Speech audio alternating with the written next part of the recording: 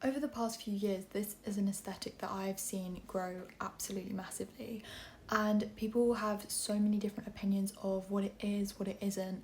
So in this video, I'm going to be explaining all the different substyles of the coquette aesthetic.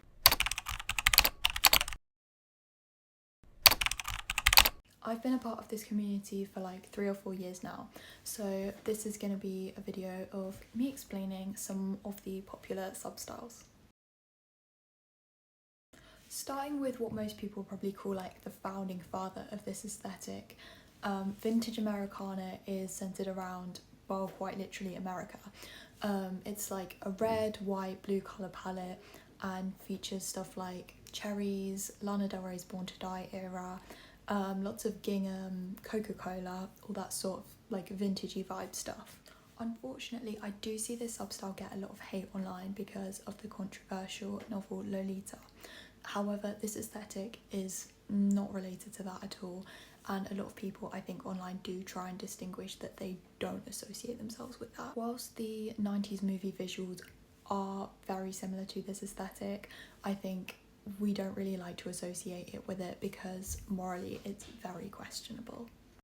To dress for this aesthetic, I'd say again lots of gingham, lots of lace, denim, sort of like cowboy boots, and honestly heart-shaped sunglasses are an absolute must. Like, this is the underlying pin of the aesthetic. Overall, I really like this style because it's really nostalgic, and even though it is tied to like some values that I probably would not adopt myself, it's still really cute, but you do just have to remember that it is outdated and some of the things you do just have to leave in the past. Next is the Trailer Park Princess, which was kind of characterised by Lana Del Rey's really early era of Lizzie Grant. Now, some people don't like this because Lana herself actually wasn't from a poor family, so some people are really offended by this, but there was a time period where she lived in a trailer park in a caravan, and lots of people have glamorized this into like a 70s pageant beauty queen style.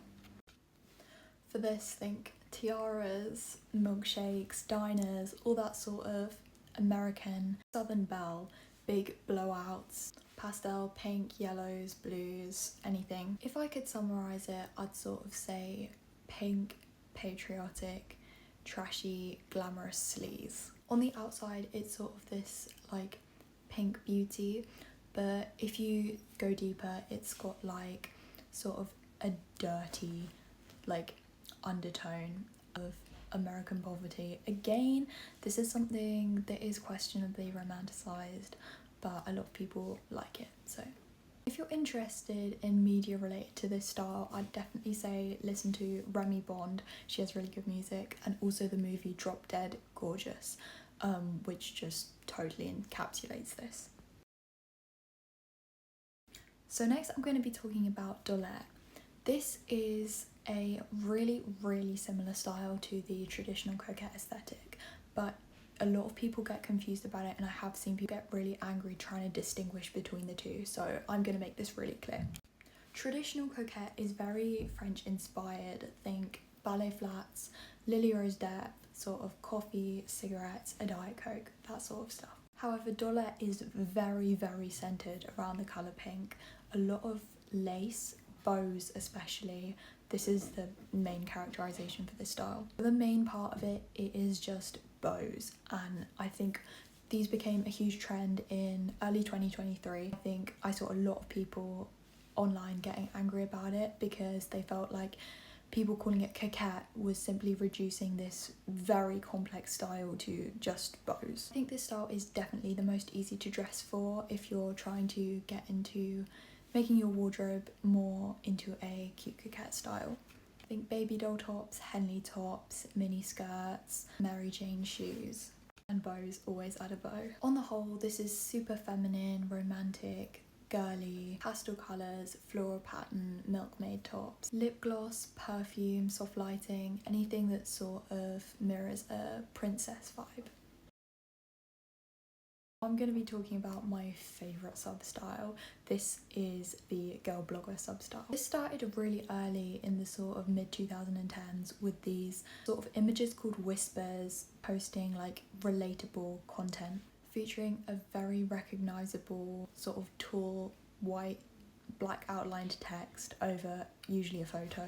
And more recently these whispers have evolved into girl blogs, which are basically the same thing but they just use a different style of text which differentiates between the two. I really like this style because it's very internet focused. Like, I don't think a lot of people would really know what this is if you ask them outside the internet, unless you use Pinterest. I highly doubt you would have come across this before. So I think the two leading roles for this are definitely Alana Champion and Lily Rose Depp.